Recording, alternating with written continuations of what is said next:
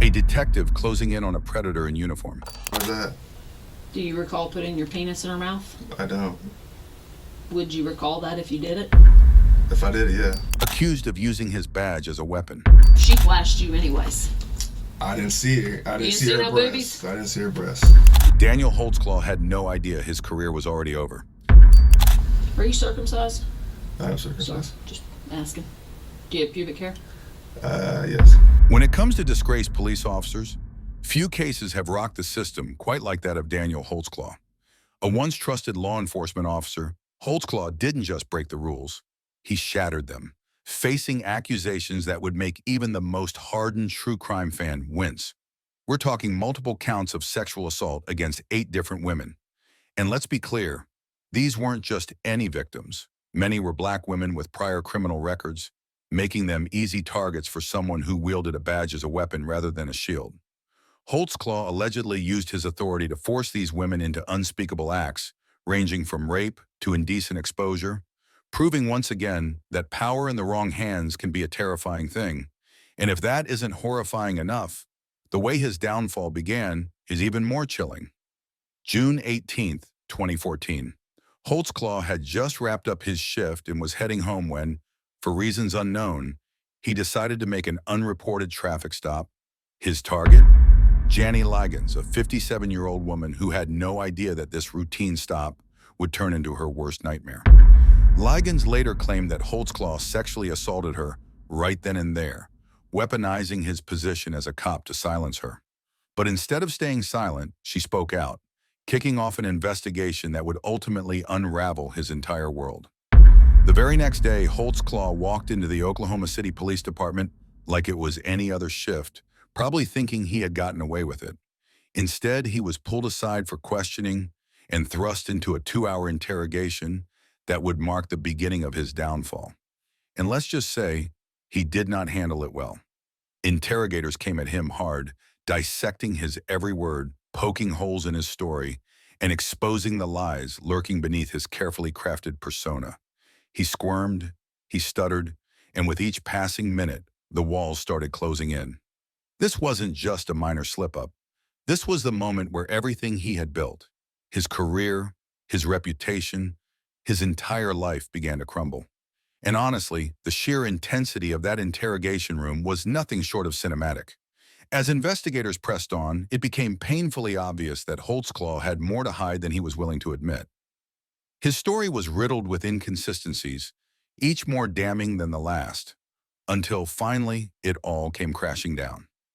The case against him was airtight, the evidence stacked too high to ignore, and by the end of it, the verdict was clear.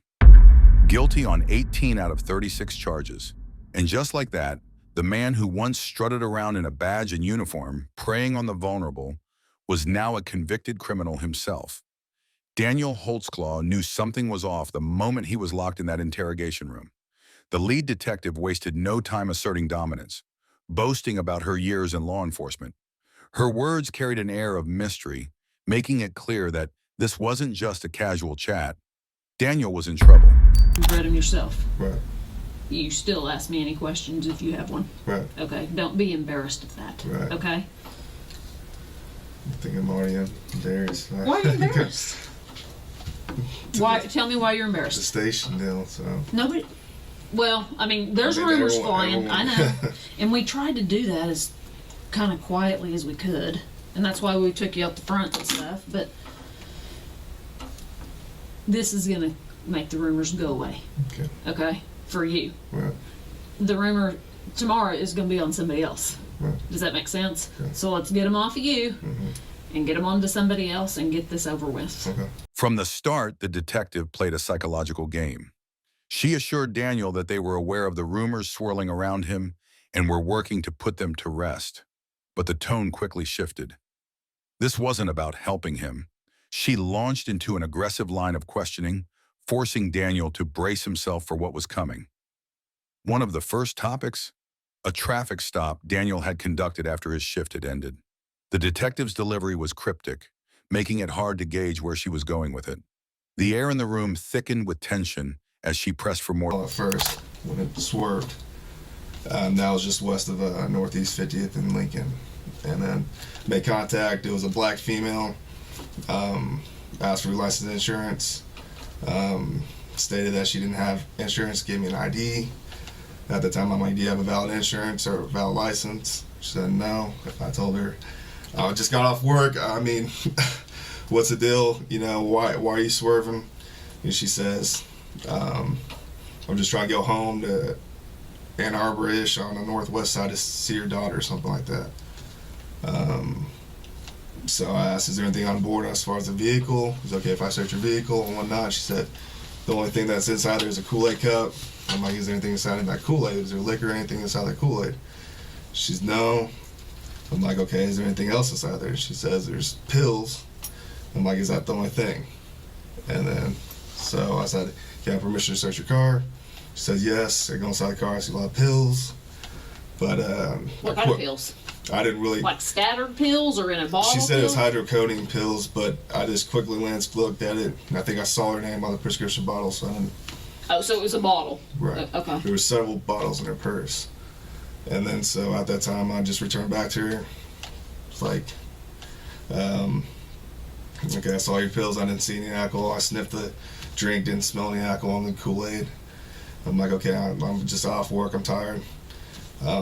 Get your license taken care of. Just mine. So she didn't have a driver's license? She didn't have a driver's license, and I was just like, go to DPS, Department of Public Safety on King, get that taken care of, and I cut her loose. Daniel laid out his version of events, explaining how he had stopped a woman, found pills on her, and discovered she was driving without a valid license. The detective listened intently, her expression unreadable. Then came the rapid-fire follow-ups. The atmosphere grew even more suffocating as she drilled deeper into his actions. Then a seemingly harmless yet calculated question: do you usually make traffic stops? Do you remember her name? It was on the prescription. I don't. Okay. Do you make traffic stops normally after work? I don't, but in that case, I saw her swerve and whatnot, so I mean, me, I don't. felt. After I get off work. I know. I mean, I know, people, the last thing I cops want say is a that is DUI. have a, whatnot, to have the vision, whatever. But I felt like I needed to make that traffic stop. Okay. How was she? Was she respectful? Was she? She not? felt like she was nervous and whatnot, and I'm like, why are you nervous? And she was even crying. I'm like, why are you crying? Why are you nervous? Whatnot? And she's just like, I don't know. I'm just nervous because you're a cop and I got pulled over. I'm like, nothing you had to be nervous about. And I told her, I'm like, I don't really want to take you to jail for no SDL or anything. I just got off work. I'm tired. So Daniel maintained that he had been professional, even letting the woman off with a warning because he was too tired to do more. But the detective wasn't done. She hit him with a question that instantly raised the stakes. Did you pat her down and make contact with her? and I lit her up about 50th and Lincoln, past the intersection to the west. Okay. When you put her in your car, did you pat search her? When I came around, I was like, lift up your shirt. Is there anything on you? Anything as far as your waistband or anything like that? She said no. And then I put her in the vehicle and went from there. Asked her everything. Did your hands go on her at all? I backhanded her on as far as the side. Where on her body? Tell me. You backhanded Her waist, and the back portion. I didn't touch her butt or anything, but the back portion of the waist. And then she lifted it up like right here, and there's nothing. Did she on lift it up like this? No. Okay. So she never, like, went, whoo, nothing, No. exposed her breasts or anything like that. She asked me if I was like, no, it's okay. She asked you. If you want to search me, I'm like, no, it's okay. So she never, like, put her hands on the car and you. No. Okay. Okay. Where was she positioned or standing when you did the back of your hand on her? Probably the front right fender of my patrol vehicle. But was she facing you or was she turned? No, she was facing away from me. And you just kind of did it like Yeah, this? back there, yes. Okay. Did your hand go on her butt or anything? No, that's what I was saying. It was the hip, the side, not the butt section. What about right here? No. You didn't? No, I didn't. They can tuck a gun And right that's here. why I asked to lift it up. Oh, so she just kind of showed you her belly? Right. Daniel insisted that he had only conducted a standard pat-down, limited to the waist area. But the detective wasn't satisfied. She pressed harder. Had he ever performed a breast examination? His denial was swift and firm. Then the conversation took an unexpected turn. The detective asked whether the woman had removed her bra. Daniel hesitated, then admitted that she had offered to undress, but he had declined. The tension in the room was unbearable. I asked her, is there anything inside your bra? And she said no. So I was like, okay. And she said, you want me to show you? And that's all the time I said, no. No, you don't need to do that. She said she said she was doing this. When you said, is there anything inside your bra? And she was going, no, I don't have anything like that. Did she do that? Yeah, she did, but I didn't look or anything like that. Right. And then she was like, do you want me to show you? I was like, no. She said when she said, do you want me to show you? You said, yeah, and she went, No, I didn't. but could she have been, woo, flashing you? And now you don't want to tell me because you're afraid you're going to get in trouble? No, when I told her no, I said no. Then she didn't go, yeah, No. you know, because sometimes drunk girls are, Having a good time. yeah, and no. partying down. And let's face And it, I've already heard stories about officers people and want, whatnot. they so want I don't officers want- for I didn't want- hubbies so or I said whatever. no. And I said no. but you could have said no. But I'm asking you if she flashed you anyways. I didn't see her. I didn't didn't see see her no breast. boobies? I didn't see her breast. Okay. What about? The detective's tone grew sharper. She demanded to know if Daniel was hiding anything and whether he was satisfied with how the interrogation was unfolding. Have I maybe not asked enough questions? I think everything covered as far as that. Do you recall putting your penis in her mouth? I don't. Would you recall that if you did it? If I did it, yeah. Okay. Well, I think you really, in all honesty, you need to really double think about this. I mean, I got to be honest with you, it doesn't look really good. Okay. Okay. I mean, in what you originally thought, detectives just don't roll up in there for no reason. Right. Okay. And we just didn't pick you out. Okay. Right. I mean, there's a whole lineup there. Mhm. Okay. But there's definitely enough here to bring you in here to start questioning you. Right. Okay. We knew you were on that stop. Right. We knew you were there. Mhm. And we can watch a whole lot of actions being performed while you were there. Mhm. Okay. And that's why she was trying to give you every out on the whole booby thing. Right. Okay. Now, is there any reason at all, even from whatever angle, because, you know, it takes a little bit to clear up those videos, Right. but any reason why your penis would be out? No. Nothing? Nothing. Okay. The strategy was clear: unsettle him. They hinted at having more evidence, more information, perhaps something he wasn't even aware of. But Daniel stood his ground, refusing to crack under the pressure. Then came the bombshell. The detective stated that even a brief touch could be detected through DNA analysis. This is time.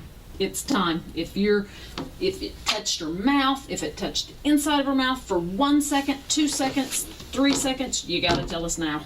Look, Right. there's a huge difference. There's a huge difference in between a rape being forced and some And- old girl who wants it. Right. Okay.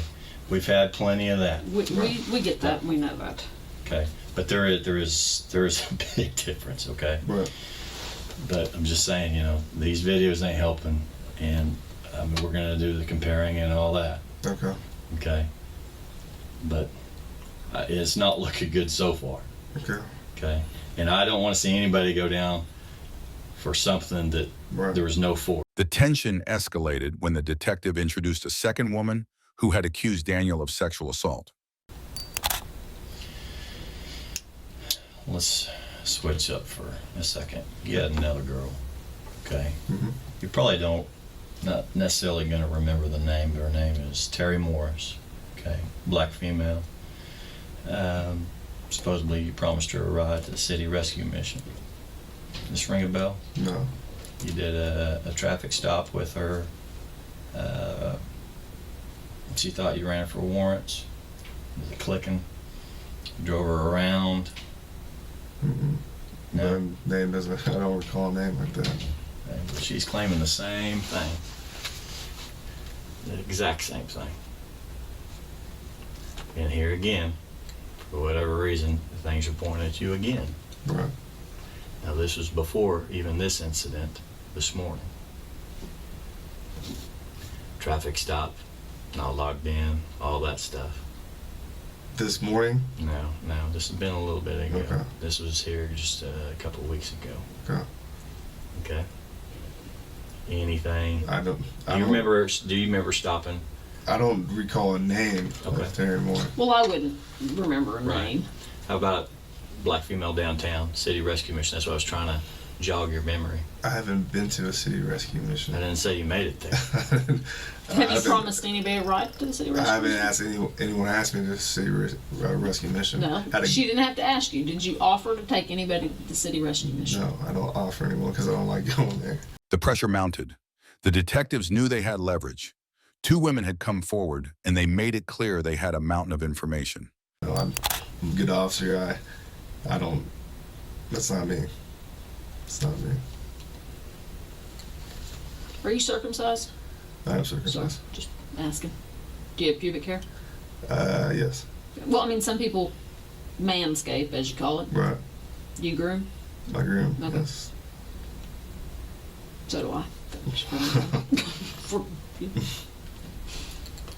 You got any identifying marks around your penis? I don't. just a plain old penis, huh? Plain old penis. Plain old 14-incher. I don't know what to say about that, but See, you should have. You just had your opportunity. Their approach was methodical. They asked seemingly innocent questions, subtly laying traps. They dissected Daniel's statements, searching for contradictions. Get that set up. You, that's kind of delving off different, but you married? I'm not married. Girlfriends? Here and there. Kids, No kids. you're big. You on roids? I'm not on steroids. A little bit? I've been always. Which I don't care. I've always been a big. I'm not the dope police. I've always been a big bone guy. Football athletic. You got more than big bones. You got big muscles I work too. out all the time. Do you? I do. Where do you work out? At a 4-star gym, off of May, about 63rd. No roids at all. No woods. You do all the protein I drinks and all drink a that lot stuff. of protein. That can damage your kidneys, just so you know. For a moment, they switched tactics, asking broad, unrelated questions, an attempt to lull him into a false sense of security. But soon they circled back, scrutinizing his account with renewed intensity. Did, why'd you log off? I always log off. Aren't you supposed to stay logged on until you get home? I always log off. Do you keep your police radio on when you go home? Yeah. Okay, I so think you're I think listening. I had my radio on. Yes. Do sometimes you turn them off? Yeah, I do. That's not good officer safety. What if you drive by an armed robbery? That's true too. Yeah. I mean, or what if you drive by an officer that needs backup and you're right, That's right. there and you didn't hear it? That's right. I'll give you my mommy lecture. So you always log off when you're done? Majority of the time, yes. Okay. When you bring her to the passenger side of the car, here's her car. I'm not a good artist either. And here's your car. Mm-hmm. Okay. So you bring her over here. The back right Okay. passenger side. Is this where you're having your conversation the whole time? The whole time when I step out of the car, I'll always talk to him when you had anything on you. So as we're walking here, I'm like, okay, anything on you? Okay. Be careful. If I just quick pat you down, whatever, just go ahead. Quick pat her down. No, I have weapons I felt or anything like that. I'm like, looked at your shirt, about right there. Nothing. Okay, keep walking. Still checking her out, making sure everything's good. Anything in your shoes? No. Try to take off her shoes. I'm like, are you good? So get inside the car, and that's when I proceeded to ask anything on Okay, board. so she got inside the car. She got inside the car. Did you go get in the car and talk, or did you stand there with the door open and talk to her? I think I did get inside the car for like a quick minute and just see what's the deal is, just talking to her and whatnot. And that's the time where I think I smelt the alcohol just a little bit on her. But nothing for, I didn't stay in the car forever and whatnot. Just talked to her for a quick, brief minute. And then you went up and searched. Yeah, I got consent to search the car, asking anything's on board. She said, juice. I was like, any alcohol in the juice? No. Anything else I should know about before I go inside the car? I'm gonna find it. She said, pills. Okay, I was like, all right. I didn't ask her specifically where the pills were. Right. So I go inside the car. The female detective left no stone unturned. Under pressure, Daniel admitted that he and the woman had remained in the car the whole time. When asked about the woman's emotional state, he confirmed she had been crying, but the detectives weren't satisfied. They pushed for more. Calm down. I'm not gonna shoot you or anything like Did that. she think you were going to shoot her? Maybe. I'm like, what? And I even asked her, I think I asked her, what's the deal with you and cops? Do you have a bad run-in with a cop? And that was it. So you had to tell her, I was like, calm down. Did you ever say, I promise I'll let you go? I did. I said, I promise I'll let you go. I'm not worried about no state driver's licenses or anything inside that car. Did you tell her you're going to follow her home? I did. But then when she took forever to turn around, I got annoyed and I was like, screw it, let's go. But I saw in the rearview mirror, and I saw her take 44 when I went northbound on Broadway. Where did she live? She said she was going to sister's house in Ann Arbor. Were you really going to follow her? That's far.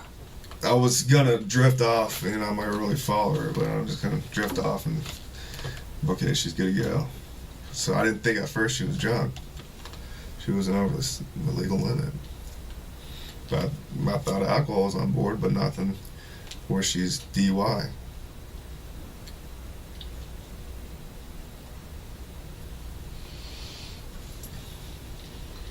Anyway, those pubes are going to be yours. No, they're not. Please, go.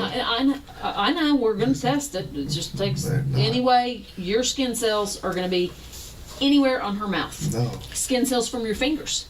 No. Did you touch her body anywhere other than with the back of your hand pat searching her? Just pat searched her, and that was about it. Didn't touch her face or anything. You got to understand, we've had so many people sat in that same chair that tell us all day long, I didn't do this, I didn't do this. They promise on their baby, on their mama. Right. They promise to God. And then they come right back. We get back these tests, and you can't get out of it. You know? I mean, once you kind of get basically kind of locked into something, there's no talking about it. Right. And that's why we would try to give a person every opportunity. Right. Because if the tests come back, you ain't coming back in here. Because we have a woman that says about, basically being sexually assaulted. Right. Okay? And we're calling it by force and all that. Big difference between that and a hookup. Right.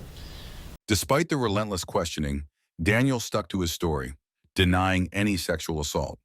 The detectives, however, refused to let up. Run down through on your search of her breasts again. Exactly how that went, because even that and her pants. Was she standing or sitting during that time? Patted when I got to the vehicle about right here.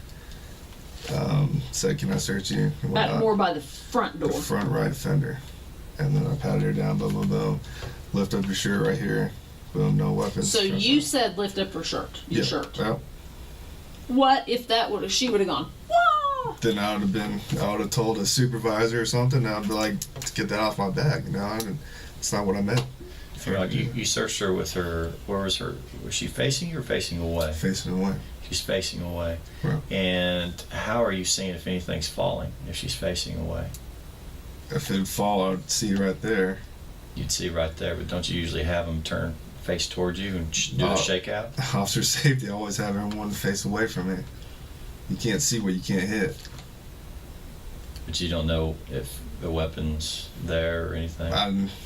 As far as I'd quick pat search, lift up your shirt, no weapons on board. You made a mention earlier about her pants.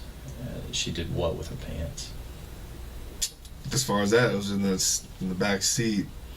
Nothing. She had tight pants, and that's about it. But how did you have her do like a cursory movement around her belt line, anything like that, or any shake? No. Did you tell her how far to raise her shirt or to do the shake with the bra? Anything like that? I think she did the shake with her bra by herself. I didn't say to do any of that. As far as Did she pull it out and go like that? Yes, but as far as that's on her. As far as right here is when I told her to lift up the waistband. But she was faced away from you the entire time that her chest was, she was checking. Right. Right. So when she lifted up her shirt, her back was to you? I think she was facing me, obviously, because I was going to look at the front end. When discussing the search, Daniel insisted that the woman hadn't been looking at him and that nothing inappropriate had happened, just pills and alcohol. But then a new angle emerged: steroids. He admitted to using an over-the-counter pro-hormone supplement. The detective seized on this, probing whether steroids might have influenced his alleged behavior. Tiger Nutrition. Is that the name of the store or what you take? It's off the store. What's the stuff you take? It's called Methadrol. Does it make you hornier when you're on that? Supposedly, science says that it's supposed to increase your testosterone levels. Do you So, feel... which in case, I guess, makes you more. Wait, how long have you been taking that? On and off for maybe a year. So, do you think you want it more since you've been on that? I mean, if you're doing it once a day, that's a lot. Plus jacking I off. think. Plus jacking off. For my age, I don't think that's a lot. Was it that before you took this stuff? Yeah, I think I have. I think that's probably why I'm a bigger guy, is because I have higher testosterone. I'm an athlete. And do you think you have a high sex drive? Yeah. Do you like oral sex? Normal? I like it all. You'll take it. Okay. Do you prefer vaginal? Would you rather get a blowjob or do it in the hoo-ha? Do it. Me? You take it in the... No, you give it in the hoo-ha or get a blowjob? Sex. Sex? What about anal sex? No, I don't like that. Yeah, No. okay. They scrutinized his account once more, looking for any cracks in his narrative. Or last. So then you switch on over. But nothing? Nothing. Okay. So I didn't hear a lot of drunk questions, you know, like how much did Have you... you been drinking? Mainly it's just have you been drinking, trying to get her confessed. Is anything inside that juice? No. Why are you driving so late at 2 o'clock? And where are you going? Going to Arbor on the west side. Who are you gonna see? Just trying to just talk to her. But Okay, right there, those questions maybe took 40 seconds. 15 minutes? And you said 5 at the car. So then we got 10 of a lot of questions. Right. Okay. I mean, you tell me I wasn't there. I mean, But- obviously I don't have any audio. And that's what I'm saying. Roughly on a traffic stop take about 20 minutes. It was the quickest traffic stop, about 15 minutes. That's your quickest traffic stop? No. Okay, you're a not my slowpoke. I'm not. I don't really get 1090 at all or anything like that. But I take my time sometimes. But you didn't write her tickets. Didn't write her ticket. You didn't run her. Didn't write her. You didn't even put yourself out. Didn't put myself up. How could you take 15 minutes on that? Just talking. I must have been talking. So. Another twist. Daniel claimed he and his girlfriend hadn't been intimate when he got home that night because she was too tired. The detective later left the room to ask his girlfriend about it. Work. We were fixing to go. I just talked to Carrie. Okay. She said she was asleep when you got home and you did not try to have sex and you did not have sex. Did try to have sex. She said you didn't. And I asked her, could you have been asleep? And you had kind of, whoa, no. And she said no. You did not try to have sex. As much as I don't want to involve her, I tried to have sex with her and she was asleep. Carrie goes to sleep pretty early, about 9, 10 at the late. Okay, but she would know if you tried. I'm a woman. I know. And my husband comes home in the middle of the night and I'm like, are you kidding me? I've been asleep. You said you twirled around her vagina I did. and you put it in a little bit and then she said, I'm tired. No. I did. She would remember that to tell me. Shoot. Maybe. She said you did not try to have sex. And it's more personal because it's Carrie, but I did try to have sex with Carrie. I did.